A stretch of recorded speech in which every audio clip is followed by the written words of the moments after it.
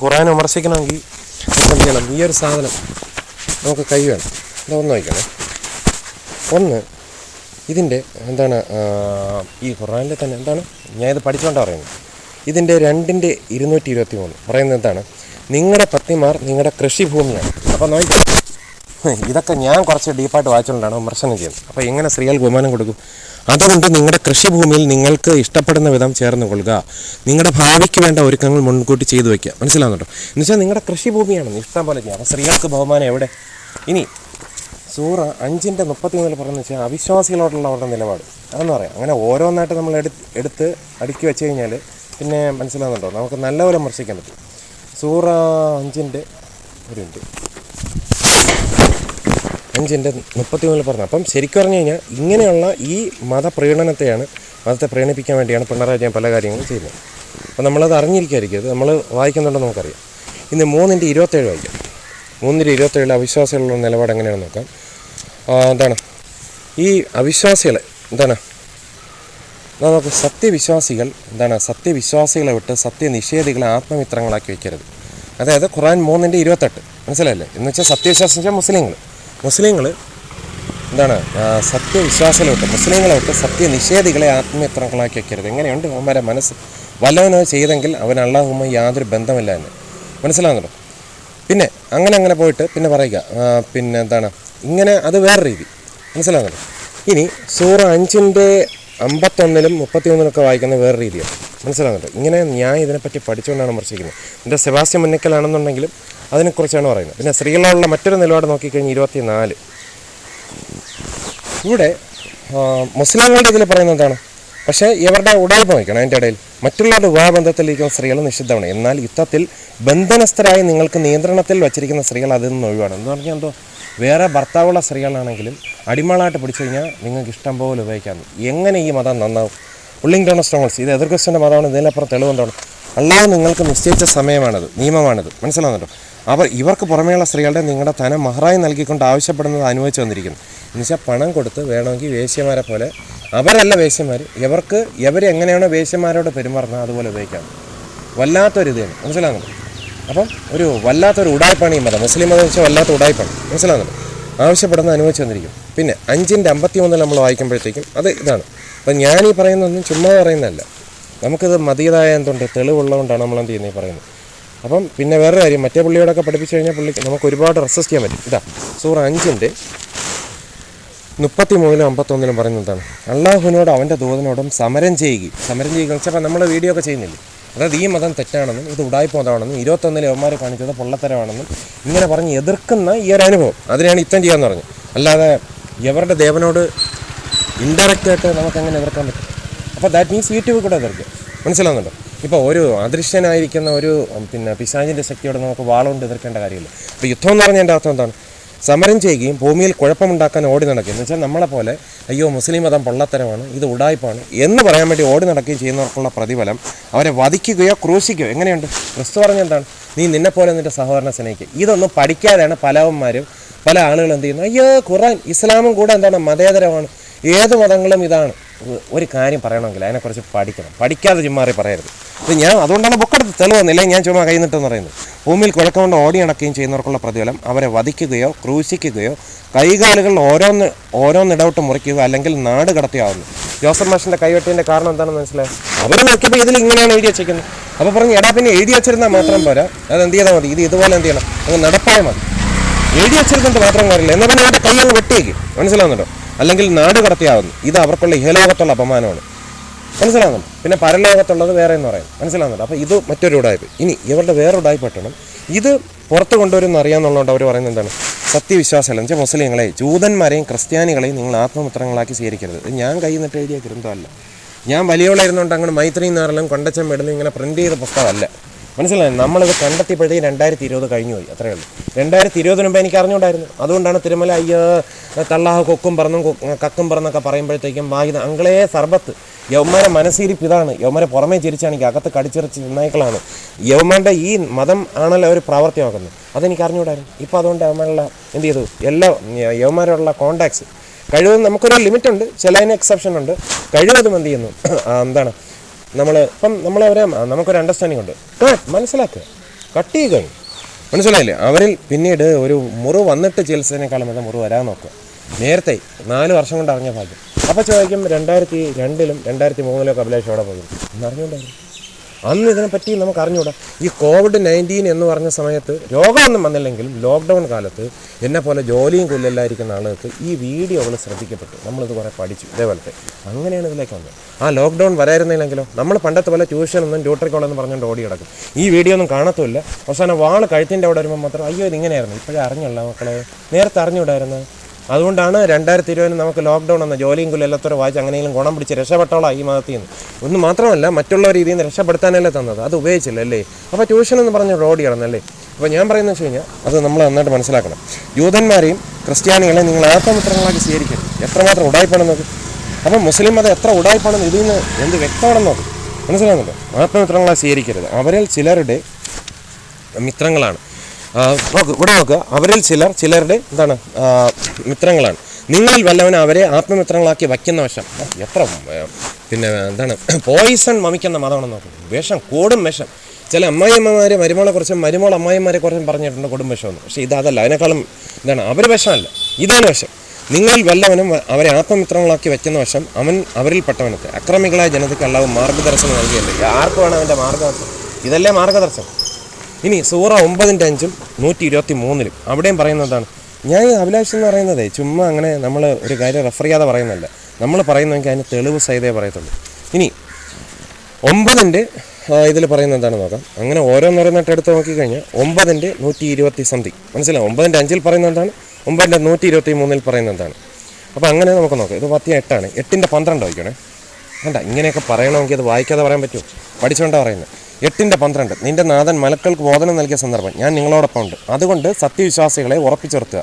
വിശ്വാസികളെ സത്യനിഷേധികളുടെ ഹൃദയത്തിൽ ഞാൻ ഭീതി ജനിപ്പിക്കും. അതുകൊണ്ടാണ് അമ്മരുന്ന് പോകുന്നിടത്ത് PDF തള്ളാഹോ കുക്കുംബർ എന്ന് പറഞ്ഞുകൊണ്ട് മറ്റേ കൊടി പിടിച്ചുകൊണ്ടുമ്പോൾ ഭീതി ജനിപ്പിക്കുക, സാധനങ്ങളെ നശിപ്പിക്കുക. യവന്മാരുടെ സ്ഥിരം പരിപാടി അത്. മനസ്സിലാകുന്നുണ്ടോ?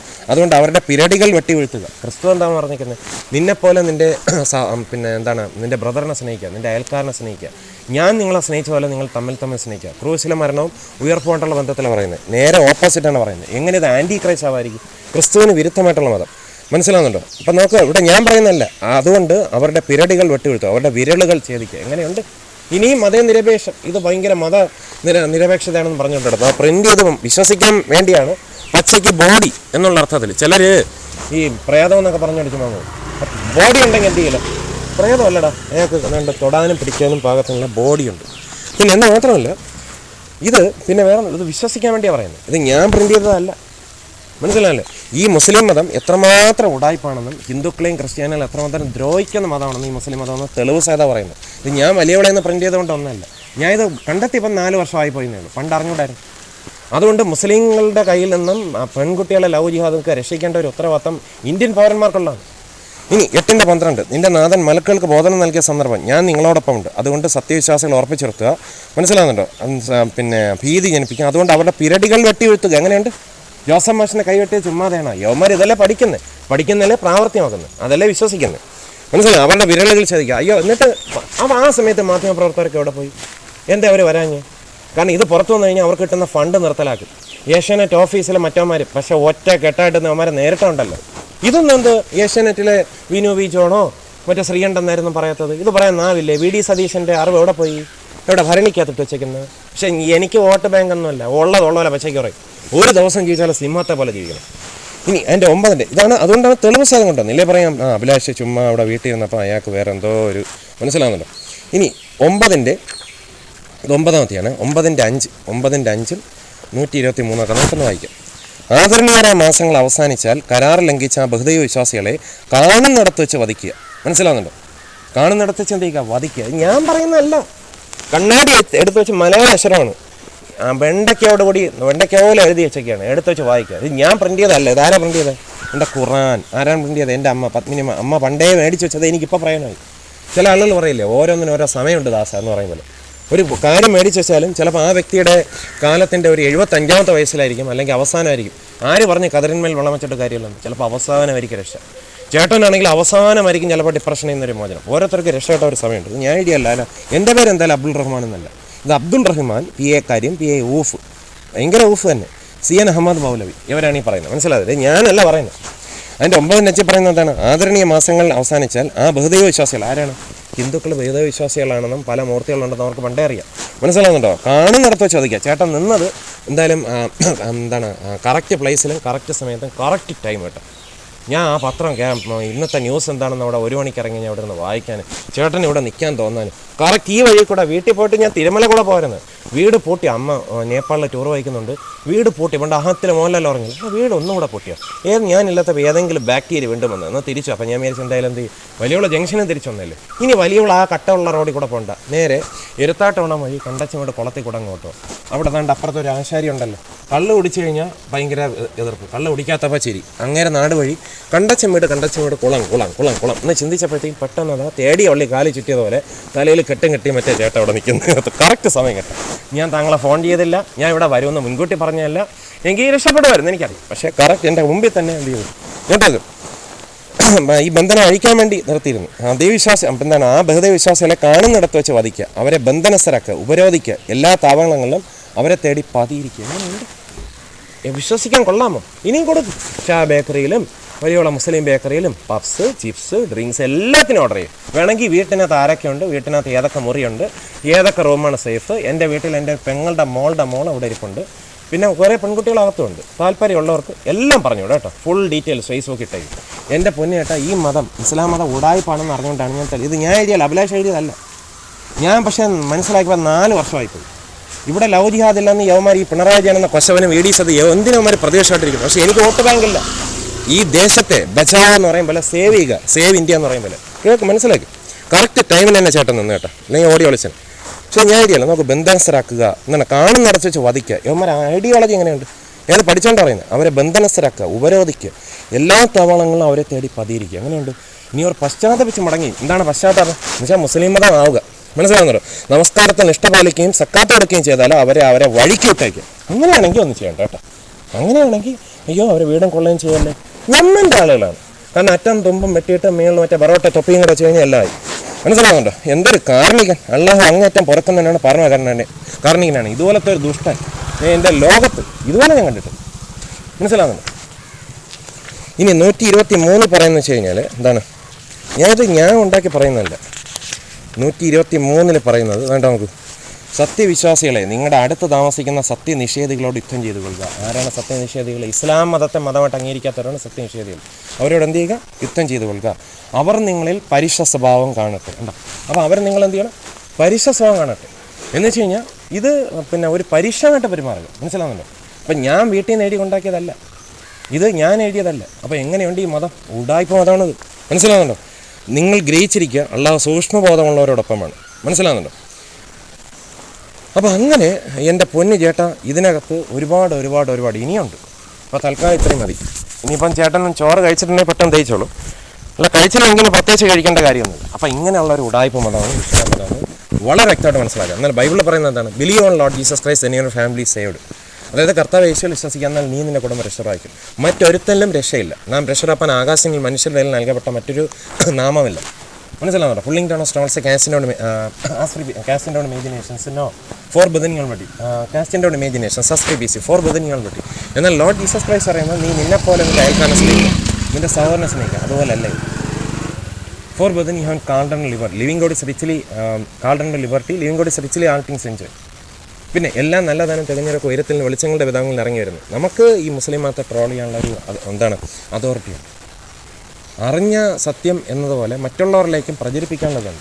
അല്ല ചുമ്മാ കണ്ടച്ചമണിൽ കടലിനക്കരെ പോണോരെ കണ്ടച്ചമ്മീടിലെ മീനേവ കടലിനക്കരെ പോണോരെ കണ്ടച്ചമ്മീടിലെ പൂവേവ പോയി വരുമ്പോൾ എത്ര മതിൽ വരും പിണറായി പോയി വരുമ്പോൾ എത്ര പര വരും ദുബായിൽ പോയിട്ട് മടങ്ങി വന്നാലോ വീണ്ടും മതപ്രീണനം ഇസ്ലാം മതപ്രീണനം ഓഹോ പിണറായി കുശവൻ എന്നും പറഞ്ഞുകൊണ്ട് അത് മാത്രം മനസ്സിലായില്ലേ. അപ്പം നമ്മുടെ ലൈഫിൽ കണ്ടച്ചമേടിൽ ഇങ്ങനെ മനസ്സിലാകുന്നുണ്ട്, അക്കരെ ഇക്കരെ നിന്നാൽ എങ്ങനെ ആശ തീരും എന്നുവെച്ചാൽ കല്ലാൻ പറ്റിയും കണ്ടച്ചോണ്ട് അക്കരെ ഇങ്ങനെ നിന്ന് അങ്ങോട്ടും ഇങ്ങോട്ടും മനസ്സിലാകുന്നുണ്ടോ. നമ്മുടെ ജീവിതം നമുക്ക് പല കാര്യങ്ങളും ചിന്തിക്കാൻ പാടുന്നത് നല്ലതാണ്. പക്ഷെ അത് മാത്രമല്ല എന്താണ് നമ്മുടെ ലൈഫ് എന്ന് പറയുന്നത്. നമ്മൾ ഇതുപോലെയൊക്കെ ചിന്തിക്കണം. കണ്ടച്ചമ്മയുടെ മാത്രമല്ല ജീവിതം, വലിയുള്ളയും മൈത്രി നാട് മാത്രമല്ല ജീവിതം, കുണ്ടാങ്കടം ഉദയന്നൂരും മാത്രം, ആനയിരുന്നള്ളിപ്പം മാത്രമല്ല.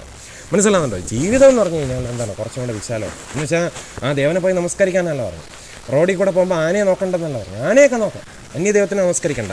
വലിയുള്ളയിലും കുണ്ടാങ്കടലും മാത്രമല്ല ജീവിതം, കണ്ടച്ചമ്മടലും മാത്രമല്ല. നമ്മൾ പുറത്തോട്ടൊക്കെ ഇറങ്ങി പുസ്തകങ്ങൾ വായിച്ച് ഒരു ദിവസം പത്രമെങ്കിലും നന്നായിട്ട് വായിക്കും. കാണുന്ന അരിയാരം കഴിക്കുന്നവരല്ലേ. നമ്മളെ തലച്ചോറും തലയൊന്നും CPM പാർട്ടി ഓഫീസിലോ മുസ്ലിം ലീഗിലോ കോൺഗ്രസ്സിലോ BJPയിലോ പണം വെച്ചിട്ടൊന്നുമില്ല. സ്വതന്ത്രമായി ചിന്തിക്കുക, സ്വതന്ത്രമായി വായിക്കുക, വായിച്ചിട്ട് അവിടെ തന്നെ ഇരുന്നളയല്ലോ. എന്നിട്ട് എന്ത് ചെയ്യണം? ടിങ് ടിങ് ടിങ് ടിങ് ടിങ് ടിങ്. KSRTC ബസ് ടിങ് ടിങ് അടിക്കണില്ലേ?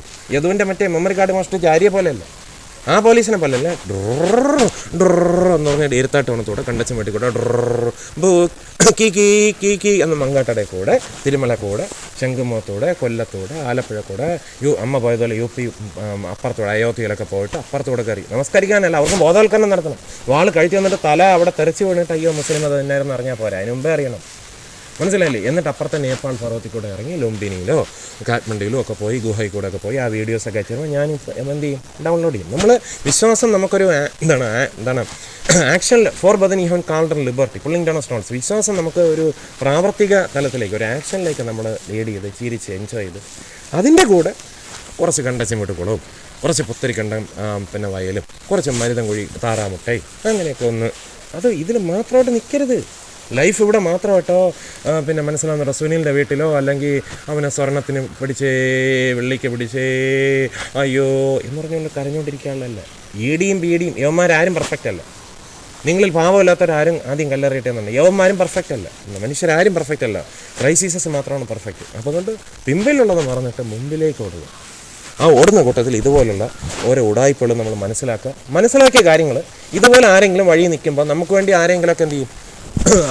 എന്താണ് നമ്മൾ പിന്നെ യാത്ര പോകുമ്പോൾ തന്നെ മനസ്സിലാവുന്നുണ്ടോ? ആരെങ്കിലും നിർത്തിത്തരും. നമ്മൾ പതുക്കെ വണ്ടിയുടെ സ്റ്റാൻഡ് എന്ത് ചെയ്യുക? എന്താണ് അങ്ങ് നിർത്തുക, അങ്ങ് സ്റ്റാൻഡ് അങ്ങോട്ട് ഇടുക. എന്നിട്ട് എന്ത് ചെയ്യുക? ഡിക്കി അങ്ങോട്ട് തുറക്കുക, വച്ചിരിക്കുന്ന ആയുധങ്ങൾ അങ്ങോട്ട് എടുക്കുക, ഉള്ളാറുകൾ അങ്ങോട്ട് പാർക്കുക. അങ്ങനെ പറയുമ്പോൾ കുറച്ച് ആളുകൾ അങ്ങോട്ട് പോകും.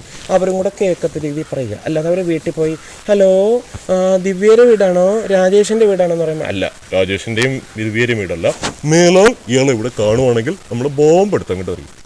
അപ്പോൾ അവരെ വീട്ടിൽ പോയി പറയാക്കുള്ളൂ, നമുക്ക് ഇവിടെ വെച്ചല്ലേ പറയാക്കുള്ളൂ. അപ്പോൾ ഇവിടെ വെച്ച് കൊട്ടേണ്ട കൊട്ട് നല്ലപോലെ കൊട്ടണം. അത്യാവശ്യം നല്ല സൗണ്ട് ഉണ്ടല്ലോ, ട്യൂട്ടറി കോളേജ് പോയതുകൊണ്ടും പിന്നെ പണ്ട് ചർച്ചിലൊക്കെ ഇപ്പോഴും പ്രഭാഷണം ചെയ്യുന്നുണ്ട്, ആവശ്യത്തിന് സൗണ്ട് ഉണ്ടല്ലോ, അത് നന്നായിട്ട് ഉപയോഗിക്കുക. മൈക്കില്ലാതെ തന്നെ നല്ല സൗണ്ട് ഉണ്ടല്ലോ. ഇവിടെ പറഞ്ഞു കഴിഞ്ഞാൽ കണ്ടച്ചം അങ്ങാട്ടോട് ജംഗ്ഷൻ വരെ കേൾക്കുമല്ലോ. പണ്ട് ട്യൂട്ടറി കോളേജിലും സ്കൂളിലും ഗസ്റ്റ് അധ്യാപനെ പോയിട്ട് പഠിച്ചൊരു ഓർമ്മ ഉണ്ടല്ലോ. അവിടെ ഒന്ന് പഠിപ്പിക്കും. അപ്പുറത്തെ അധ്യാപകർ പറയും അഭിലാഷ് സാറേ നിങ്ങളുടെ ക്ലാസ് സെക്കൻഡ് പീരീഡിലാക്കി, നിങ്ങൾ ഫസ്റ്റ് പീരീഡ് വന്നാൽ നമുക്ക് കോമേഴ്സിന് ക്ലാസ് എടുക്കാൻ പറ്റുന്ന പക്ഷേ അല്ലെങ്കിൽ നിങ്ങളെടുക്കും നമ്മൾ മൂന്നാമത്തെ പീരീഡ് വരാം പ്രിൻസിപ്പൾ സാർ.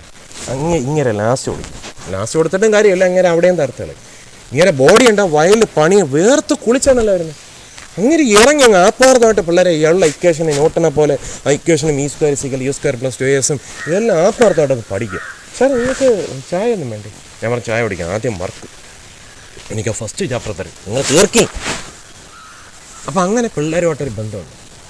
പിള്ളേർ പിന്നെ ഒരിക്കലും മറക്കില്ല അവരെ മനസ്സിൽ. എൻ്റെ അച്ഛനൊക്കെ പണ്ട് പറഞ്ഞല്ലേ ഹിറ്റ്ലറിൻ്റെ ചരിത്രം ഇപ്പോഴും 80ാമത്തെ ചോദിച്ചു കഴിഞ്ഞാൽ മണി പോലെ പറയും, ഡിഗ്രിക്കാരെ പോലെ പറയും. അതുപോലെ പിള്ളേരുടെ മനസ്സിലത് പറഞ്ഞു. പിന്നെ പിള്ളേരുമായിട്ടൊരു ബന്ധം. അപ്പോൾ ആ പഴയ ശബ്ദം, ആ പഴയ പാട്ട് പാടാനുള്ള കഴിവ്, മിമിക്രി അവതരിപ്പിക്കാനുള്ള കഴിവ് പല രീതിയിൽ നമ്മൾ എന്ത് ചെയ്യുക? നമ്മൾ ആക്ഷനിലേക്ക് ഉപയോഗിക്കുക. പല ആളുകളെയും പുള്ളിങ് ഡൗൺ സ്ട്രോങ് ഹോൾഡ്സ് നമ്മൾ എന്ത് ചെയ്യുക? തീയിൽ നിന്ന് വലിച്ചെടുക്കുക, രക്ഷിക്കുക. അപ്പോൾ ഇത് കേട്ടോണ്ട് ചേട്ടൻ ഇനി മുസ്ലിങ്ങളോട് ഒരു ഡിസ്റ്റൻസെങ്കിലും ഇട്ടല്ലേ നിൽക്കും. അപ്പോൾ ചേട്ടൻ്റെ മനസ്സിനകത്ത് ഈ ബ്രെയിനകത്ത് ഇത് വരും, മറ്റേ ഞാൻ വേറെ മന്ത്രം ചെയ്യുന്നില്ല ഇതിനകത്ത് എന്നൊക്കെ കേൾക്കും. അപ്പോൾ ആ പയ്യൻ ഉച്ചയ്ക്ക് ഇവിടെ ഞാൻ നിന്നപ്പോൾ ആ കണ്ണടിച്ച പയ്യനെ സ്റ്റാൻഡിട്ട് ഒതുക്കി കുറേ കാര്യങ്ങൾ പറഞ്ഞതാ.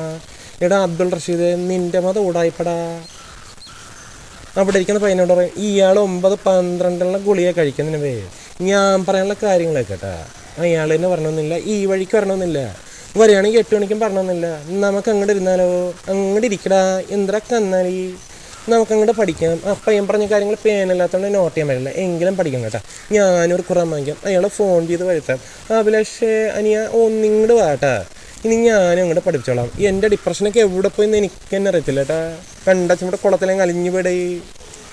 ഞാനും താടിയൊക്കെ ഒന്ന് ട്രിം ചെയ്ത് യേശുവസനം പോലെ ട്രിം ചെയ്യാൻ നടക്കണം കേട്ടാ. എൻ്റെ ജീവിതം മാറിടാ, സുനിലും മാറിടാ. ഇപ്പോൾ അന്തസ്സായിട്ട് അപ്പോഴേടി പ്രശ്നം സ്വർണ്ണം സോന കിത്ന സോന ഹേ സോന എന്ന് വെച്ചാൽ സ്വർണ്ണം ടെൻറ്റനം ഈടി എന്നെ പൊക്കിയല്ലോ ആ സംഭവം ഞാൻ മറന്നല്ലോ ടാനന ടാനന ടാനന ടാനന കണ്ടച്ച മേട്ടിൽ നിന്നും ടാനന ടാനന ടാനന ടാനന കണ്ടച്ചൻ കുളത്തിൽ നിന്നും സോന കിത്ന സോന ഹേ എന്നൊക്കെ പറഞ്ഞുകൊണ്ട് പാടി എന്ത് ചെയ്യും? പിള്ളേർ ആക്റ്റീവാകും. ഈടിയും കീടിയും ഒന്നും പെർഫെക്റ്റ് ഒന്നുമല്ല. ഈ ഈടി പെർഫെക്റ്റാണ്, നരേന്ദ്രമോദി പെർഫെക്റ്റാണ്, പിണറായി വിജയൻ എന്ന കൊശവൻ പെർഫെക്റ്റാണ്. അപ്പം ഈ ഖുർആൻ നേരിട്ട് വായിപ്പിച്ചെന്താണ്? ഇല്ല ചേട്ടൻ പറയും ഞാൻ കള്ളം പറഞ്ഞത്.